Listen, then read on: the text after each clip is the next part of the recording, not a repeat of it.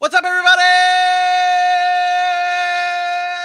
Welcome into another edition of the Sac City Podcast. I'm your host, the one and only Vinny Milani, joined as always by my best friend in the whole entire world, Aaron the Mukesiah Mukes. It is a beautiful, dark and eerie Friday, the 13th of May here in the city, episode 29 about to kick off. We have a wonderful show ahead of us. We are breaking down every team in the NFL. We are giving you guys our top 30. Well, it's not even top 30. We're giving top you 32. Our Sac City power rankings of the NFL teams now that the draft has come to a close and free agency has come to a close. It is just we're ready. We're ready to break it down. We've got that. The schedule was just released last night. So much to talk about. Aaron, how goes it? I'm good. Today is Friday the 13th. It's actually the 13th. It is. I honestly didn't know that. That kind of scares me for what I have in store for some particular fans tonight, because they might be a little upset because I'm bringing some heat for them, and they might try to come get me, like, Jason and Freddy Krueger style or something, because I'm coming at some teams today. I think tonight's show, I think we're going to start a new fan base of hatred. I think we push aside. I think we further our hatred for certain teams and then bring on some new hatred from new teams. You're just going to have to tune in and find out. We're going to be dropping our power rankings in just a few. But the schedule was released last night, Aaron, and I don't know what it is, but it just seems like the NFL keeps just showing out and putting the best games on paper on primetime television. And it is like, you said you looked at the schedule late, and as in late, you mean today, you looked at it. Is it just me, or does it seem like the NFL schedule just keeps getting better and better? We're seeing more and more just great matchups and everything. I mean, yeah, you see the great matchups. I don't know if I'll say. I think, again, it goes to the speculation of what's a great matchup, right? We're talking about teams now that we think are going to be good, teams that we think are going to do certain things. As we kind of break down these schedules over the next couple of weeks, each team, each division, we'll kind of get into some of that, where we see these teams going. But again, a lot of it's speculation. What we're really looking for is matchups, storylines. And I think the NFL continues to do a good job of making sure that those matchups are put in prime time. They're put in great time slots, and that their TV partners are getting the most out of those matchups. So, kudos to them. The NFL always does a good job doing it, and this year is no different. Yeah. And I mean, before we talk about the schedule further, I want to remind everyone and tell everybody that on Monday, starting Monday, we are going to break down everybody's schedule. We start off with the AFC North on Monday. We go through all the team schedules and determine the level of difficulty of those schedules, which is why we're here tonight to break down the power rankings, so we have an idea of who actually has a hard schedule and who doesn't. But I just want to say this to everybody watching right now. If you're a fan of, like, say, maybe the Jaguars, or if you're like a Lions fan, or a fan of a team that doesn't have a whole lot of primetime football games, get over it. Especially for the Jacksonville Jaguars fans who complain about the Jags not having primetime games. This marks the 11th straight year that the Jags do not have a Monday Night Football game. The 11th straight year without the Jags being on Monday Night Football, which, I mean, it's not crazy, okay? We have to start considering what really goes into making primetime, who gets primetime games and who doesn't. They want to get eyes on the product. They pick the teams that are going to bring the most eyes on the product. And sadly enough, if you're a bottom feeder team with no history, you're not going to be featured on primetime television. The Jacksonville Jaguars as the prime example. Yeah, I mean, I don't even know. To me, Monday Night Football is what it is. Thursday Night Football is what it is, right? The only real, I mean, I know they call those primetime games because they're the only games on. The games that mean something to me are those Sunday Night Football games. After we've watched a day of football and we're waiting for the best matchup of the week, or a primetime top matchup of that week, and that's that Sunday Night Football game. I honestly, outside of week one, I could care less what that Thursday night football game is or those Monday night football games are. I really could. Most of those games end up being not very good at times, or, a lopsided affair, or a team that really probably isn't going to do anything. So I wouldn't get all worked up about that. I know Detroit doesn't have any primetime games. I think they're the only team, which is unfortunate because they might be one of the funner teams to watch. But again, you have to prove it first. Yeah, and I think they're considered. Obviously, they're not in prime time like a Monday night football game or a Sunday night football game or even a Thursday night football game. They do have their Thanksgiving Day game though. Like there's still and nobody watches that. Nobody's even awake to watch it. Everybody's cooking food. Nobody cares about the Lions on Thanksgiving. I'm just saying that is considered their primetime game. Like to me, that is their primetime game. You get the Thanksgiving Day 9 in the morning, or I guess on your time maybe 12 noon. It's prime time. Yeah, it's not a bad, like I watch it. I mean, so do I. I watch it, of course, but like I think that is their primetime game though. But Aaron, what game this season are you most looking forward to now that we know the date, the time, and everything? Oh, this one's fun. And, this is not going to be your typical, hey, give me the best teams. And, well, maybe most people think this team might be the best. But for me, it's easy. Come on, guys. I'm a Cowboys fan. And it's week 2. Week 2, Cowboys and Bengals. That's right. America's team hosts Joe Shiesty, cool Joe Burrow, defending AFC champion. Look, this game means a lot to me because I am the biggest Cincinnati Bengals hater, as most people would call it, saying that they're not going to repeat what they did, that they're overrated, and Joe Burrow's overrated. And so I'm excited to see this game at AT&T Stadium week 2. I like the matchup for the Cowboys. I think week 2 you get a team early in the season when they're trying to make adjustments. I think Dallas could take advantage of that. And we're going to see where Cincinnati stacks up early. And I think that's going to be the most fun for me. So I'm excited for that one.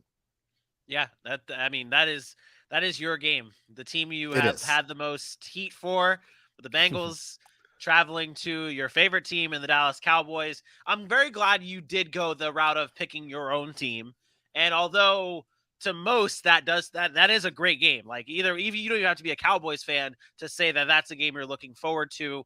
You might have to be a fan of either one of these two teams to be looking forward to my favorite game.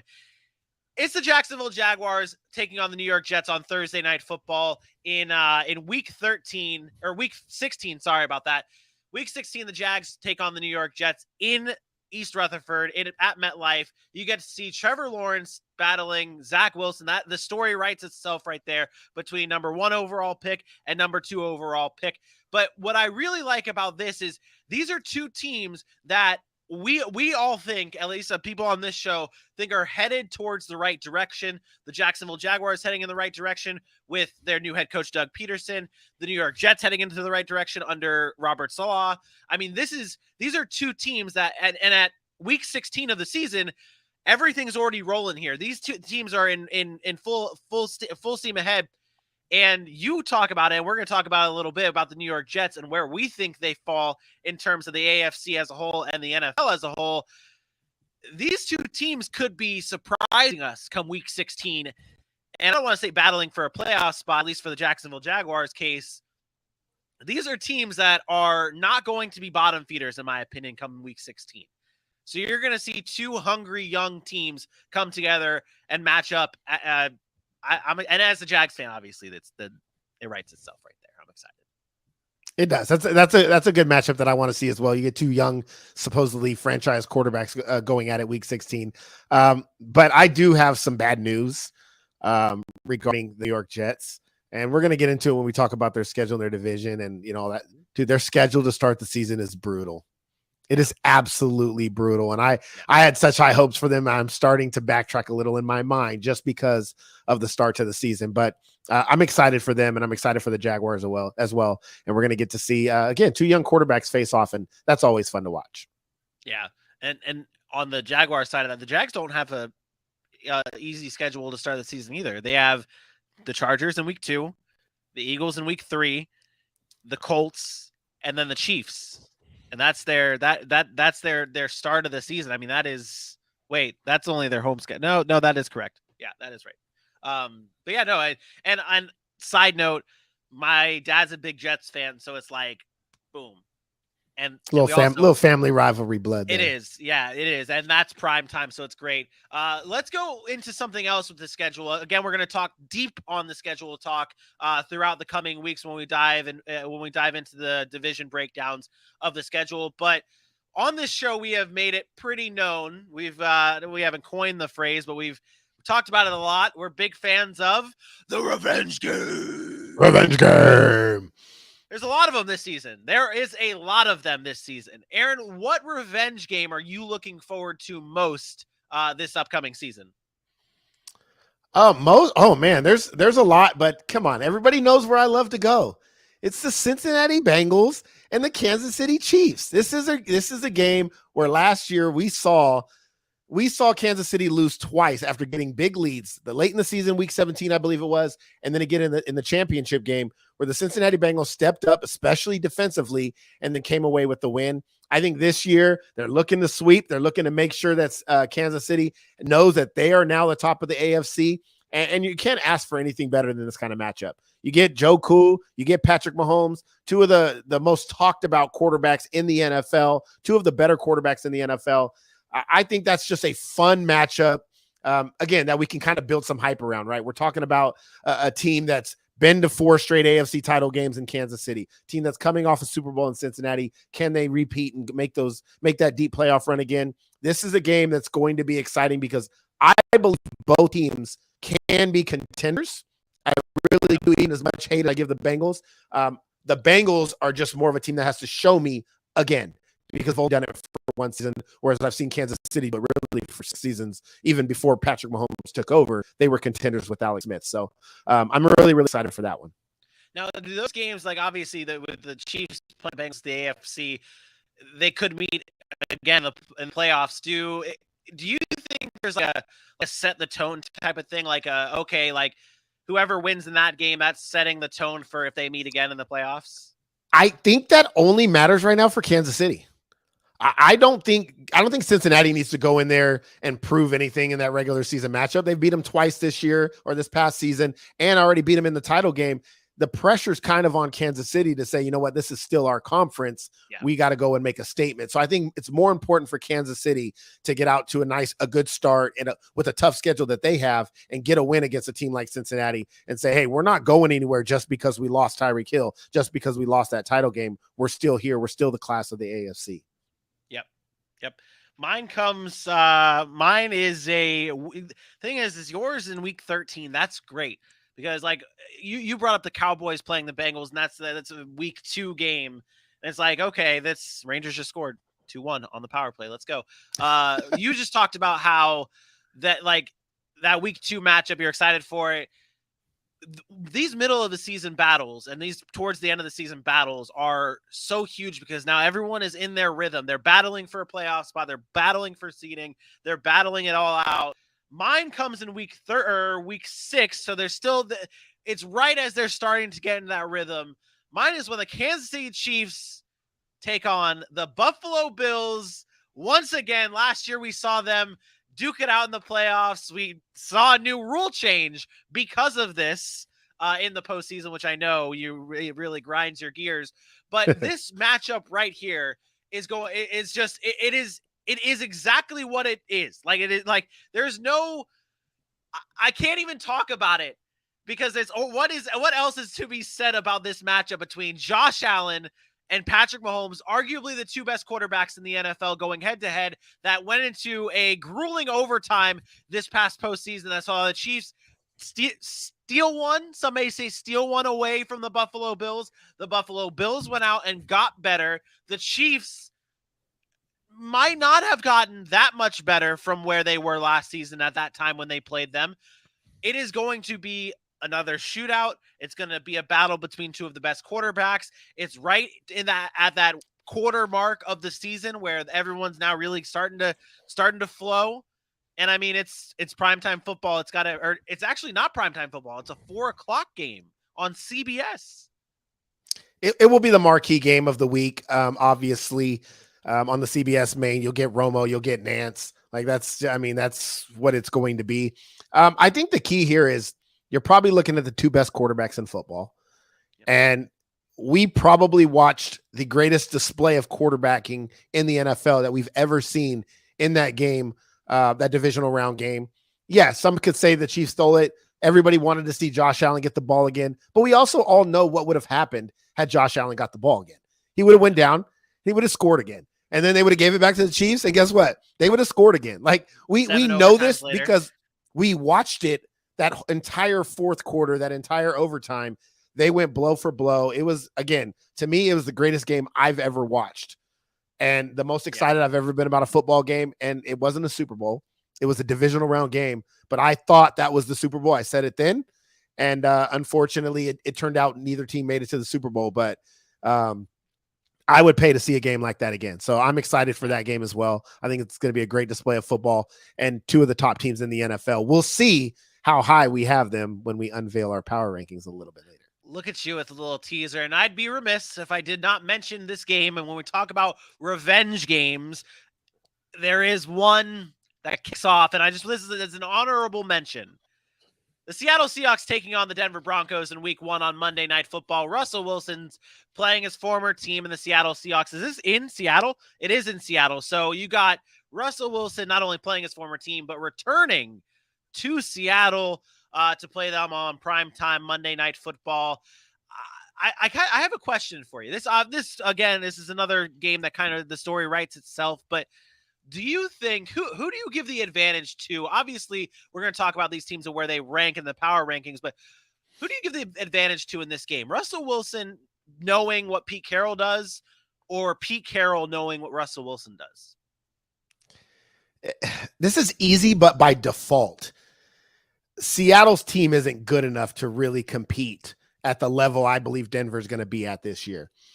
Russell Wilson knows the 12th man in Seattle. It doesn't matter how loud that place gets. Russell Wilson is very comfortable in that stadium, especially on a Monday night, which I believe Russell Wilson is the most winningest quarterback on Monday Night Football. If I'm not mistaken, he's either the top dog or he's up there with the top of winningest quarterbacks on Monday Night Football. I think I give the edge to Russell Wilson. If this was the Legion of Boom, and maybe Russell was coming back to face the Legion of Boom and some vaunted secondary, some, great defense, we might have a different discussion here. But I just think Denver is on a different level right now than Seattle because of the quarterback position. Just their team is a little bit more foundationally sound. So I give the edge to Russell Wilson, but you can never count out a home opener, Monday Night Football, against a team that knows that other guy was their quarterback that wants it really bad. So it probably will end up being a close game. I would give the edge to Russell just because of, he's an all-pro quarterback. Yeah. Just to give you a little information here, the winningest quarterback in Monday Night Football history is actually Dan Marino with 20 wins. Dan Marino has 20 Monday Night Football wins, followed up by Tom Brady, Brett Favre, and Steve Young. Russell Wilson it has the 5th best win percentage on Monday Night Football, behind Drew Brees, Peyton Manning, and Aaron Rodgers.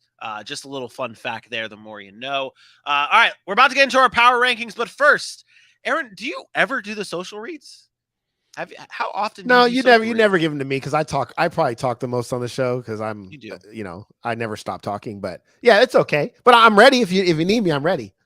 You know why I'm ready? Because you can always follow Baby Hands Pickett and the Sac City Pod on all of our wonderful social medias. It's easy to find at Sac City Pod on Facebook, Instagram, the Twitter, the YouTube, and of course, my favorite, the TikTok, which I will be breaking down every team's schedule, wins and losses, and having a total where everybody's going to finish over the next coming week. So pay attention for that. Go and follow us on the Sac City Pod because, hey, look, I don't know, AJ's all a little fancy rhyming skills, but we're blowing up. This is what we do. We're giving you nonstop content, even during the off season. We will not stop. And then be sure to support the show by going and get your draft. Commemorate the draft that just passed us by. We had all that coverage by buying the Vegas Welcome to Sac City Vegas style shirt. Go to Bonfire, get our shirt. I don't know the email address or whatever it's at, but you can find it on our social medias. Vinny knows the address. One day left. Only 1 day left. Tomorrow will be the last day to get your commemorative special edition, limited edition. Tomorrow's the last day. This shirt will never be sold again, okay? Only on secondary websites when we make it big, people are going to be selling it as memorabilia. Like, we'll sign it probably then, but but like you'll not be able to get one made again. So please get it now and use the promo code SACDRAFT to save 10% off. The website actually has been right down here, and it'll still be right down here for the next probably 10-ish minutes. It is bonfire.com/shop Sac City. Very easy, very simple. Go get your shirt today. The link is also plastered all over our social media pages, and you can get it through that as well.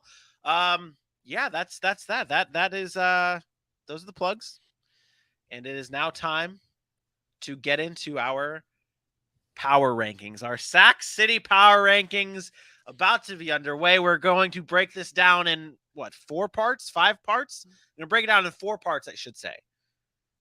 And this is, I'm ready, man. I'm so excited for this. I've been buzzing about this all day. Let's go into 32 through 25. It looks like this. The Chicago Bears at 32 as the worst team in the NFL. The Atlanta Falcons, the Houston Texans, Carolina Panthers, Seattle Seahawks, New York Giants, and the New York Giants, Detroit Lions, and the Jacksonville Jaguars. Really, I'm going over this because you guys listening at home on the podcasting platforms, you are unable to see our beautiful graphic on the show listing that the Chicago Bears are the worst team in football as of right now. Aaron, can you elaborate on why we put them at 32? Yeah, I think we've lamented it kind of all off season. The Bears make a coaching change, which we were all happy about. No more is the Matt Nagy days. But what have they done to support their franchise quarterback? They talk about they're going to bring in the necessary weapons. I think the general manager came out and said, we're going to put the necessary pieces around the Justin Fields era, I guess you can say. And then we talk about the receivers that they have, the Darnell Mooney's, the Byron Pringles, the Velus Jones senior citizens. And then they spent their first 2 picks on defensive players, which is good. But the fact is they need to surround their franchise quarterback with the necessary weapons, and they haven't done that. And then you look at an aging defense. So you're relying on these 2 rookies to come in and make a huge impact. You lose your best defensive player in Akeem Hicks. Their offensive line still has issues. They don't have weapons on the outside. I think it's a big deal that the Bears have not addressed the things they needed. It's nice that they're going in a different direction, but I think they're so far behind those teams that we talk about that are also at that, bottom tier level. When we bring up teams like Jacksonville and the Jets and, the Lions who have done all this work to improve their team, I don't see the Bears doing that. And I think that's why we have them at 32. Yeah, we see these teams moving in the right direction. We see, like we talk about, like you just said, the Jaguars, the Lions, the Jets. All these teams are moving in the right direction. And when you look at the Chicago Bears, you didn't even mention the fact that they lost Khalil Mack. And I know maybe Khalil Mack isn't the same. I don't even want to say he's not a player. He is still the machine out there on the defensive front. And I mean, this is a guy that is a big piece that you lost. And I felt like, you lost you lost Hicks, Mack, A-Rob, although A-Rob wasn't that special in his final season in Chicago, you still lose those type of players, and you don't do enough to bring any type of replacements in or potential replacements in. You mentioned Velus Jones. It's just not enough. So right now, the Chicago Bears, you land at 32 on the Sac City Power Rankings. Another team that kind of brings a talking point to is the Seattle Seahawks at 28. Not the worst team, obviously nowhere near the best team, but they are in the top 28, so that's good. They're in the top 28. That's good. They're in the top 28. Yeah, it's just how you word it. It's really just how you word it. They're in the top 28. They're battling for a spot in the top 28. But no, the Seattle Seahawks are a team that you look at and it's okay. You lose Russell Wilson, but you still have those core pieces. That may be what's different here when you look at Seattle and when you look at like a Chicago. You don't have those necessarily like core pieces. You have Jamal Adams, you have DK Metcalf, you have Tyler Lockett. You drafted well. And you have Pete Carroll. This is a team that, although you're at 28, it doesn't feel as bad being at 28, right?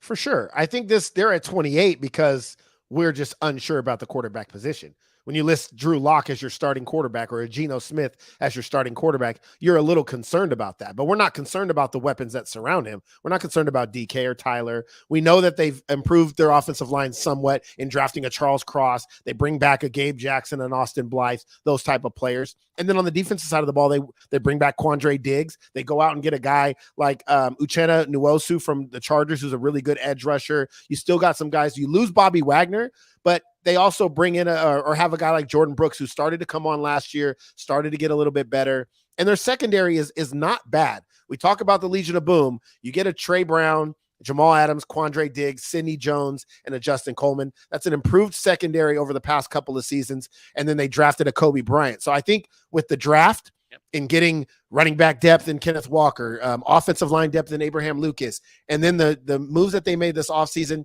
you're really just looking at the quarterback position and you're saying, what do they do here? And we all know their plan is probably we'll go get one next year in the draft. So this year will be a struggle, which is why they're at 28. But I think when you look at the pieces, you can say that team will find a way to win some games because they're talented all over the field, except maybe the most important position, which is quarterback. Yeah. Yeah. And again, it's a difference. And you look at it again. I mean, you see Chicago being at 32. This is the team that didn't move forward. Seattle, even with trading Russell Wilson and losing Bobby Wagner, they still move forward in progressing as a team. One last note here is just the Jacksonville Jaguars being at 25. Not a homer pick. Aaron was okay with this, I promise. But the Jaguars, out of those teams, I'll pull it back up. They are. Would you say the Jaguars are the most ahead of team, like in terms of the progression of rebuilding? Would you say they're the most ahead of the Lions, Giants, Texans, Falcons, Panthers, like those type of teams? Yeah, well, the one thing you can point to right there, which is why I think they ended up at 25 for us, is look at the quarterbacks on those other teams. They're all unsure. I mean, Justin Fields, we talk about not having the weapons, but Davis Mills, they're still trying to figure out. Seattle doesn't have one. Atlanta, who knows Desmond Ridder, if that's their guy. They waited to draft him. He may or may not be their future. The Jacksonville Jaguars spent a first-round pick on Trevor Lawrence. He is their future. As of right now, he's their future. He's the one that they're going to rely upon, and now they're surrounding him with the necessary weapons in order for him to improve. So I think that's the difference in 25 to 32 is just they have a direction already where these other teams don't really have that direction, again, at the most important position on the football field. Yeah. And we are going to be bringing up comments as well. So if you're watching this at home, if you're watching this, please join in the chat. Let us know what you guys think of our rankings. And if you have any questions on why someone's ahead of someone else or whatever it may be, Bailey is going to be our first question tonight. Why is Houston behind Seattle, the Giants, and Carolina? Yeah, this is just about experience. This is just about a roster with less experience. Houston's team is nice, but they got a ton of young guys. Outside of a Brandon Cooks, they have a lot of holes that they had to fill. And we talked about how much we loved their draft in getting a Petrie, a Stingley, Kenyon Green, a John Mechie. But those are 4 rookies. They're going to have to come in and start. Like, those are going to have to be pivotal parts of your team as rookies, whereas Seattle, the Giants, and Carolina already have those pieces. Carolina had a great defense last year. Their foundational pieces are going to be there. They're bringing back a J.C. Horn. We talked about Seattle. The Giants have talent really all over the field, except for the quarterback position, in which we're still unsure about Daniel Jones. Even with the loss of a James Bradbury, I think they're more talented than Houston. I think it's just a matter of experience with the Texans. But over the next couple of seasons, you might see that shift start to happen. And then when they solidify that quarterback spot, they'll start to look like the Jaguars and perhaps the Jets. Fair enough. Fair enough. Are you ready? Are you ready to shake things up? I'm ready. That was pretty easy. Everybody's going to, okay, those are the bad teams in the league. I know this next group of 8 is going to cause some controversy. But guess what? We're ready. We're ready for it. Here it is.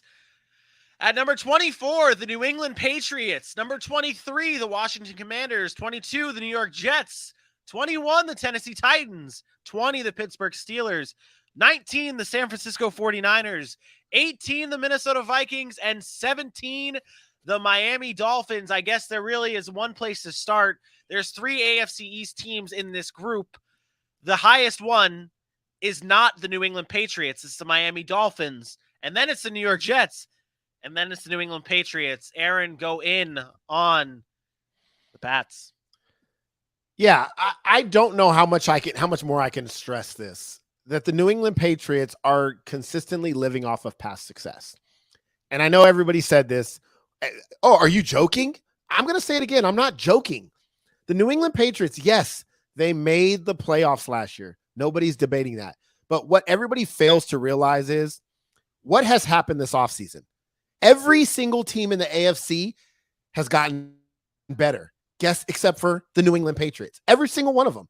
You go look at all the teams in the AFC, they've all gotten better except for the New England Patriots and perhaps the other team we're going to talk about in the Tennessee Titans.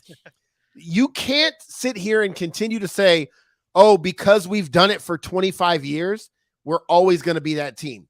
Because if that was the case, then as a Dallas Cowboys fan, I would have been saying that throughout the entire 2000s, the 2010s, and now 2020, because we were so good in the 90s. At some point, I've already said this about Bill Belichick, they have to look at the roster. This is a roster of not very good football players, NFL standard football players. They got old on defense. They're trying to kind of bring in guys, recycle players they've already had. Offensively, they don't have the weapons. The offensive line, they gave up pieces. This is a team that is devoid of weapons and a void of talent compared to everybody else in the AFC. If you put them in the NFC, we might be having a different conversation here. But guess what? They don't get to play but 4 NFC teams or 5 NFC teams. The rest of their games are AFC opponents, and they've all gotten better. And the thing is here, and we just had the Chicago Bears at 32, and we talked about how they didn't move the needle. They lost pieces, and they did not move the needle up to replace those pieces or get better in any way, shape, or form. The New England Patriots, and this is where I know people are going to be on us about why we're disrespecting the New England Patriots. You still have Bill Belichick. You still have, I guess, you still have Mac Jones. You still have a core there. But the thing is if they didn't have those pieces, we are giving them their respect. If they didn't have those pieces, they'd be close to where the Chicago Bears are at 32. Because look at it. On paper, this offseason, the needle did not move for New England. They're getting passed by everybody else ahead of them on our list that we have. They're getting passed by the New York Jets. They're getting passed by the Tennessee Titans. They're getting passed by even the Titans, who are a team that we talk about, who we're going to get into in just a second. They are still somewhat pushing the needle forward. They lost AJ Brown, but they still try to push that needle forward with Treylon Burks drafting him and the rest of the draft that they had. New England just loses pieces, including a JC Jackson or even a Kyle Van Noy, and they're not really moving the needle to help. And that's why we have them here. People can be mad at us all they want, but it's just plain and simple. The New England Patriots are not moving the needle forward. We're giving them the respect. We're respecting what Bill Belichick does. We're respecting the history of the New England Patriots of being a good team and putting them right there at that spot, but nowhere forward, because they have not moved the needle to make us push them forward. We talked about the offseason New England had last year, right? Everybody was so excited because they spent the most money they had spent forever, bringing in Nelson Aguilar, Kendrick Bourne, Hunter Henry, Jonnu Smith. They made all these moves last offseason, and everybody was excited. They go on a run in the middle of the season. They end up going 10-7 and make the playoffs, and then get absolutely destroyed by a real team, by a team that belonged there when the Patriots really didn't belong there.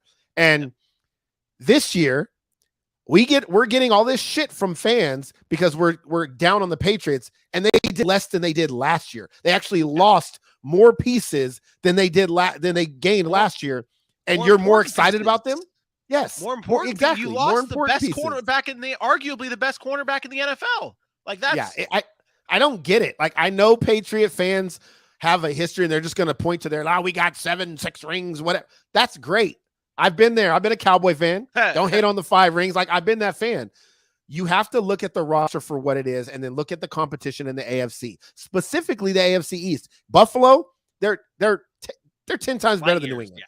New England's not going to compete for the division title. And then we talk about the improvements of Miami getting Tyreek Hill, and now the Jets who've getting young talent. And I'm not saying the Jets are going to come be some world beaters, but it's just more than New England has to deal with. And then the rest of the AFC is so competitive. The fans just need to be realistic. They could win some games because Belichick is going to have them competitive. That's what he's so great at. Yeah. They will be competitive. They will win some games, but they are not a contender. Let's make that very clear. They are not a contender. That's why we have them where we have them. Exactly. We're showing the respect that they deserve. Sorry, Patriots fans. But one other team that obviously is going to get we're going to get some heat for is the Tennessee Titans being at 21. Now, do you want to just nip this one in the bud too? You want to shut down Titans fans before they yell at us? Yeah, I mean, they're going to yell, which is great. Listen, Titans fans, you would think that the Tennessee Titans have won a Super Bowl. I mean, you would just think that they've done something, because the way they talk about how good their team is and how competitive they are, you would think that they were a team that's in the title game every year, that's in the Super Bowl, that's winning these titles. The Tennessee Titans are 5-9 in the playoffs since 2000. They have 2 double-digit win seasons in 13 years. And we have to argue with Titans fans about how irrelevant their regular seasons are. I'm sorry, but I'm a Cowboys fan, and I'm bringing it up again because I deal with this kind of stuff. Every time the Cowboys are good, most Cowboy fans, we're going to the Super Bowl this year. This is our year. And guess what happens? Everybody says, well, 3 playoff wins in 25 years. It hasn't happened. So you can't continue to talk about how good your roster is, what you have in these positions, when you prove year after year that you're not that team. They were the number 1 seed in the AFC last year, and they did it without Derrick Henry. Derrick Henry comes back for the playoffs. They lose their first playoff game. 2 years ago, they're up 17-0 on Baltimore in the AFC title game. They blow a lead to a quarterback who had been known for not being able to come back, not being able to throw his way back into a game. They blow that lead, and they lose. Like, they did it to Patrick Mahomes. Sorry, not Lamar Jackson. But they got it again. They got ahead on Lamar Jackson, almost blew that game to him. They blew the game to Patrick Mahomes. This is a team that is very much like the Patriots, and I'll attribute this to Mike Vrabel. They will always be competitive because that is how good of a coach Mike Vrabel is. That is how good of a roster they have. They will always be competitive, but they are not contenders. We say it year after year. They are not contenders to win the Super Bowl. They might get in the playoffs, win a couple of games, whatever. They are not going to win the Super Bowl. And you can hate me for it. You can hate for it. Hate AJ for it. Hate Dylan for it. We said it last year. That would be the one team they would lose their very first playoff game. What'd they do? They lost. Simple. They lost. Their roster's not that good. I got killed on YouTube, by the way, this week. Oh, yeah. I saw it. Killed for people telling me that they don't need edge rushers because of how good they were last season. People love to talk about last season, and I do understand the Bud Duprees. I do understand about the Jeffrey Simmons and Harold Landry's. But don't tell me that you don't need more when teams are adding all-pro offensive linemen in Cincinnati, all-pro linemen with the Colts, the Jacksonville line, Khalil Mack, Joey Bosa, like all these teams are adding pieces, but you guys who didn't win a playoff game can stand still and still think you're going to get to the Super Bowl. Stop it. So I don't want to hear about what you have, because that didn't work last year and everybody else got better. It's the same conversation with the New England Patriots. Gotta start being honest with ourselves, okay? If you're a fan of a team, just start being honest, okay, with yourself. Don't lie to yourself. It's just gonna hurt even more at the end when you guys don't win a playoff game and you are sitting where the Jaguars are and not in the Super Bowl. All right, 9 through. Oh, here we go. It's getting intense. It is getting intense after breaking the Titans fans' hearts. We are now moving into 16 through 9, and this is just, well, we're going to see. We're going to see the Philadelphia Eagles at 16, the Cleveland Browns at 15, the Indianapolis Colts at 14, Cardinals at 13, Saints at 12, Cowboys at 11, the Bengals at 10, and the Los Angeles Chargers at number 9. Now, this list here, really, it's headlined by the Bengals being at number 10, and that's where we have to start, Aaron. Yeah. So first of all, I want to say that Bengals fans should not be mad at being number 10, because I believe that is being respectful to a team that went to the Super Bowl last year. Being a top 10 team is not bad.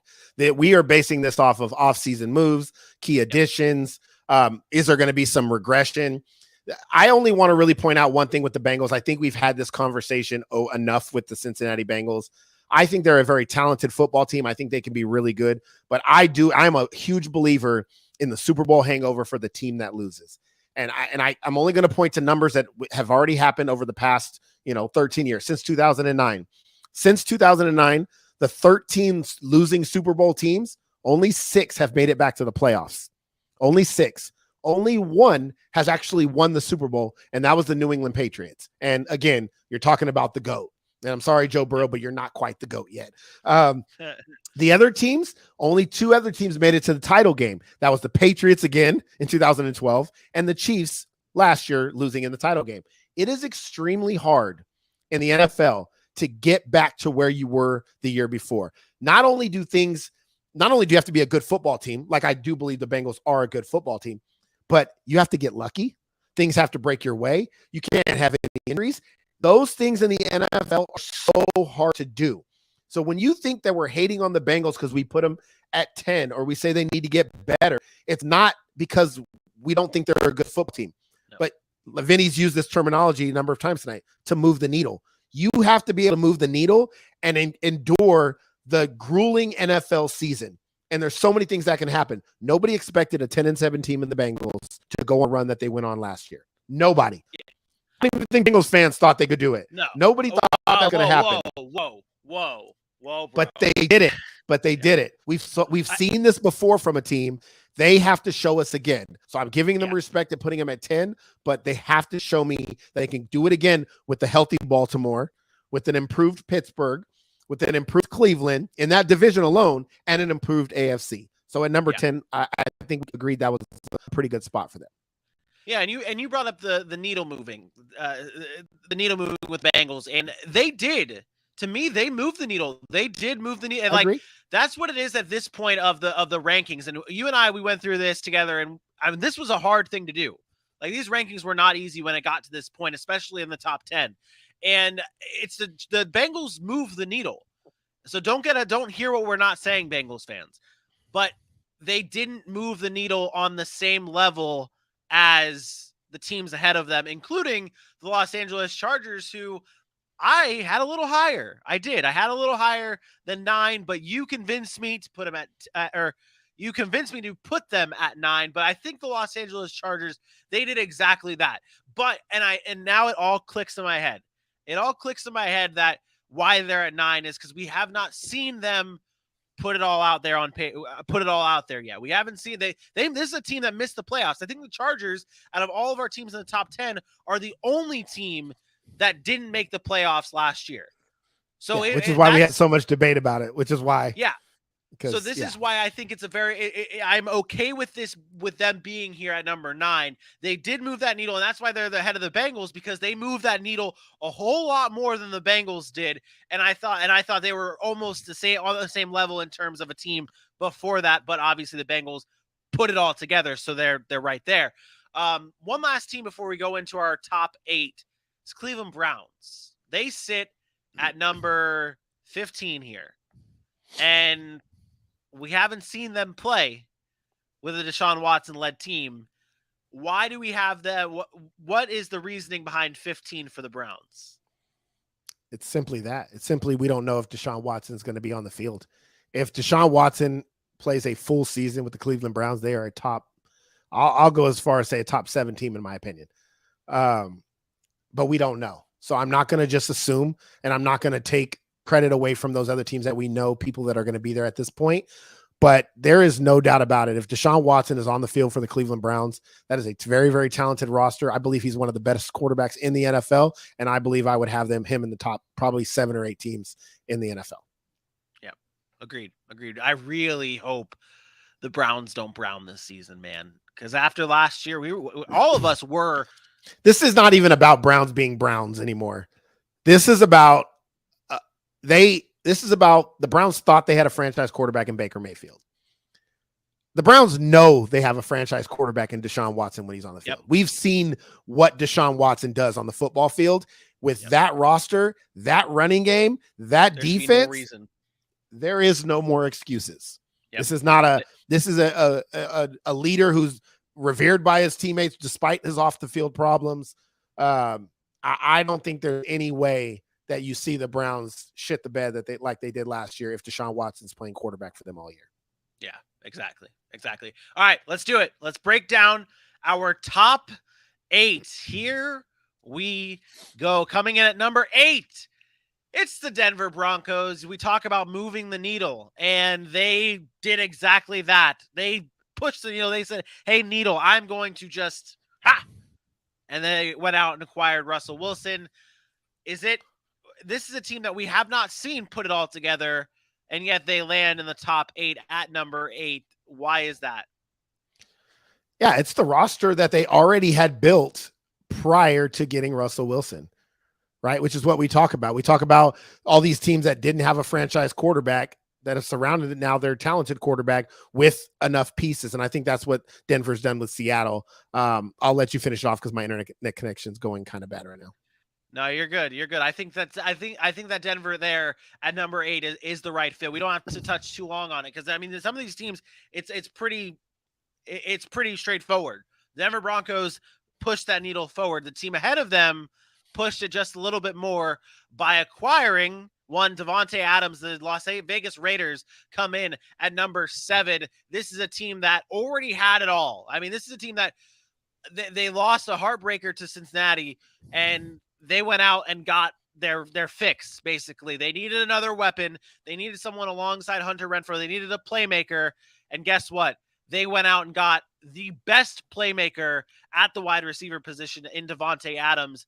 I think that's, I mean, at number 7, it's pretty, again, it's straightforward, right? Yeah, I think they don't get the credit they deserve, especially a team that made the playoffs last year. Like, people forget they were in that game with the AFC champion Cincinnati Bengals with a chance to win. Yep. Who knows if an imaginary whistle wasn't blown, what would what happens in that game? The Raiders had a good football team, and I think people are starting to give Derek Carr the respect he deserves. And now you bring in, all the additions. A Dylan Parham in the draft. I thought it was a great draft pick for the depth on the offensive line that they needed. The one thing I wasn't happy about, the news came out today that they traded Brian Edwards. Why can't I think of his Brian Edwards? I actually liked Brian Edwards on the other side of Davante Adams. So it'll be interesting how they fill that third kind of running or wide receiver role with the DeMarcus Robinson or Keelan Cole or Matt Collins or somebody like that. But their defense got better in a Chandler Jones. They go and get a Rock Ya-Sin, who's not great, but again, he's been in the league for making plays with the Colts. They have one of the best pass rushes when you talk about having a Jonathan Hankins in the middle and a Max Crosby and Chandler Jones. That's insane. Like, the Chandler Jones addition is still kind of under the radar to me. I don't think people realize how good of an addition that was. The Raiders are going to be a good football team because they have one of the top 12 quarterbacks in the NFL. Yep. Bingo. And then you surround them with good enough talent. At number 6, rolling in, is the Baltimore Ravens after a time. This might be a head scratcher to some people when they look at this. Obviously, I'd said that the Chargers were the only team that was in the top 10 that didn't make the playoffs. Well, the Ravens are the other team that's in the top 10 that didn't make the playoffs. And this is a team that, I mean, Aaron, what else what can be said about the Baltimore Ravens at 7? One of the best rosters in football. And people forget because they were so bad last year. And then you go and add perhaps arguably a top 3 draft, getting David Ojabo, Travis Jones, Kyle Hamilton, Tyler Linderbaum. I mean, you're talking about the best players at the positions in the draft. And then I'm going to even go take it a step further. They even got a good punter.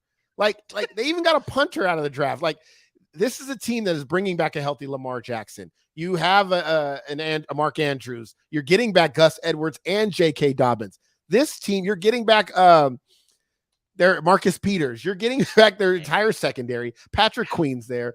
Jason Oweh is another year with more experience. This is a team that is going to be a problem. Super Bowl contender. They are a Super Bowl 100%. Contender.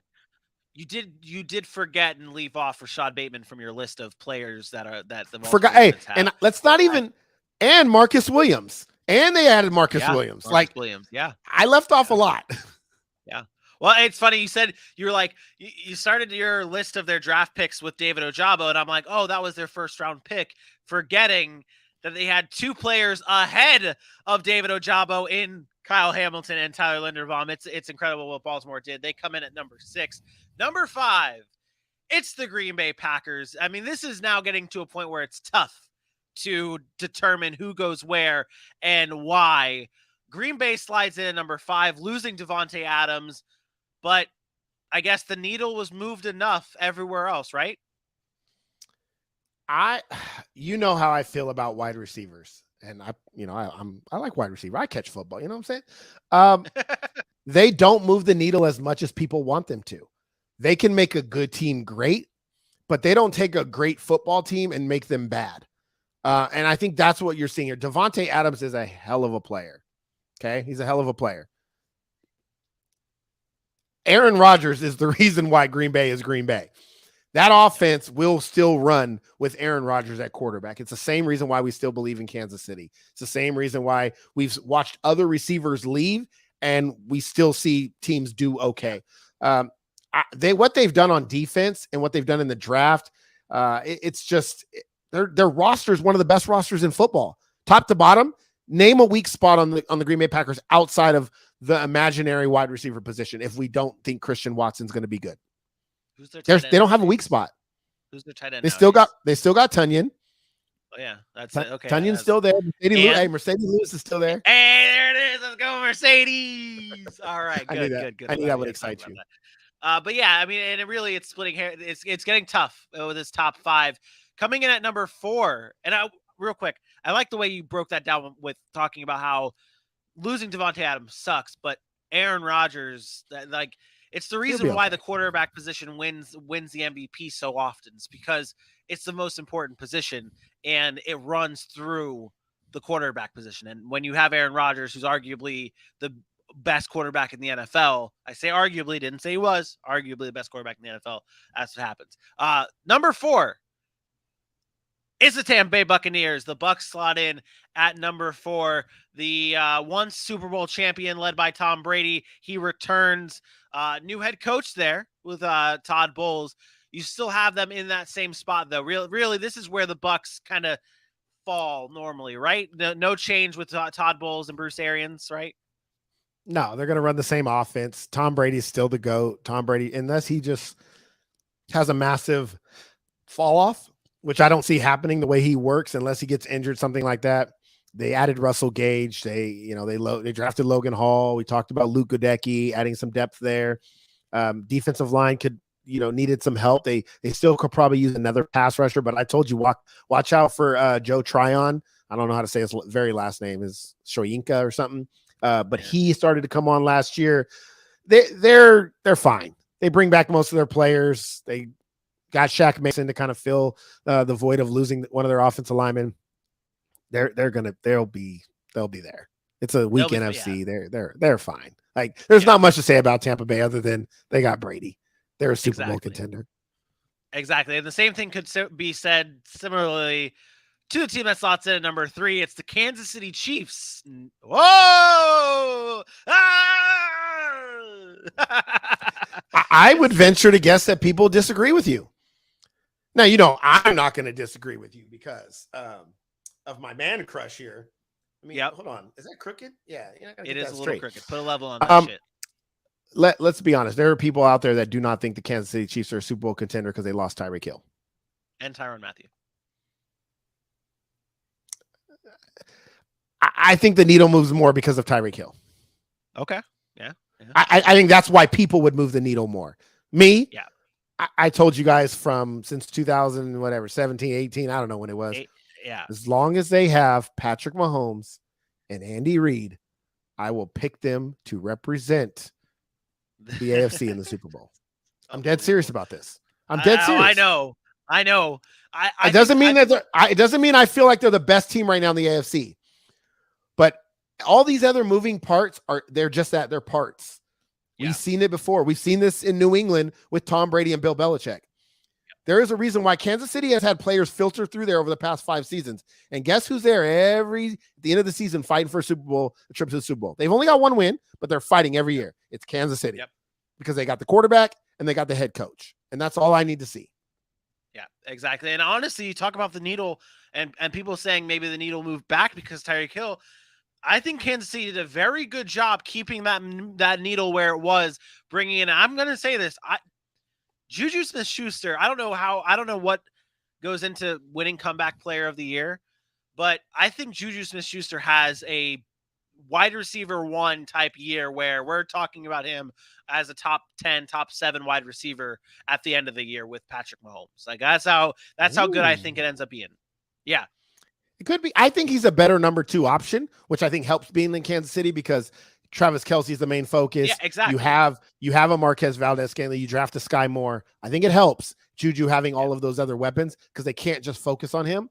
I do believe he's going to have a really good year. I don't know about top 7, but he'll have a good year. We will, especially for fantasy. We'll see. All right, let's break it down. Number 2 and number 1, 2 teams remain. Who gets the number 1 spot? It is the Los Angeles Rams at number 1 and the Buffalo Bills at number 2. Aaron, how hard was this decision to put the Bills and the Rams where they were? More difficult than you think. This is simply a respect move for the Rams for winning the Super Bowl last year. So I believe the Buffalo Bills are the most talented, the best team in football going into whatever today's Friday, May 13th. I believe the Buffalo Bills are the best team in football. But the Rams won the Super Bowl last year. The Rams got Allen Robinson. The Rams still addressed some needs. They lost a few players, but they've addressed some needs. I feel like they deserve to be number 1 because of the respect we need to put on Matt Stafford's name. And Sean McVay, too, man, after going to a Super Bowl and having that atrocious Super Bowl that he had against the Patriots, a couple years later, he's right back in it, and he gets the win after he gets his quarterback. The Rams deserve to be number 1, but Buffalo is coming. Yeah, I think Buffalo is coming, but I personally think that the Rams are the best team in football, and it's not just paying respect to their Super Bowl win.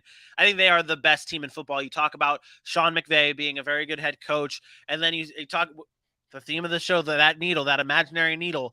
It was already at full gear for the Los Angeles Rams after winning a Super Bowl. They lose Sony Michel, which okay, you lose Sony. That'll matter a little bit, but not enough.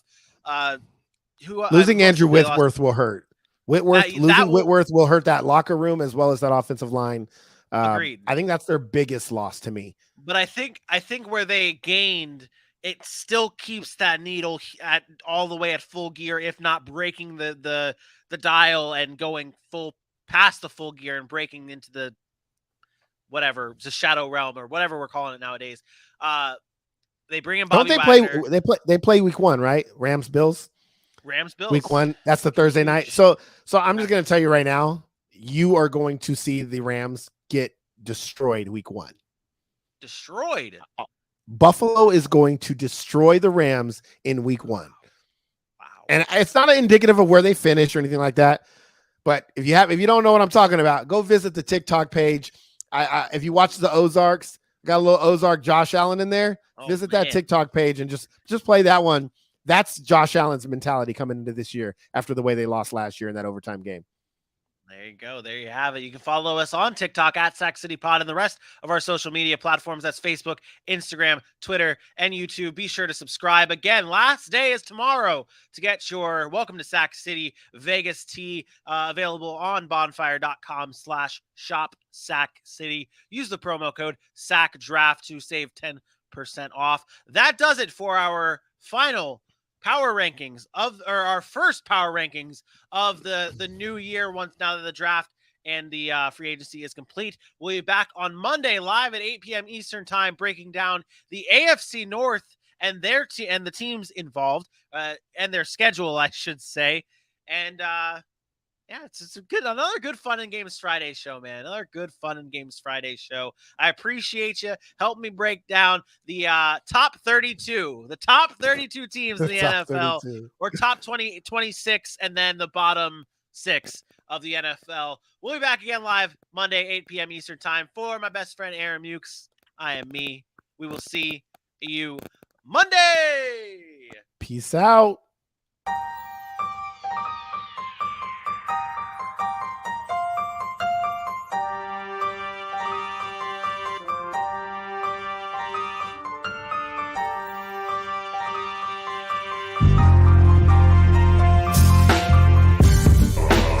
We know we were a much better team if we came up and represented ourselves.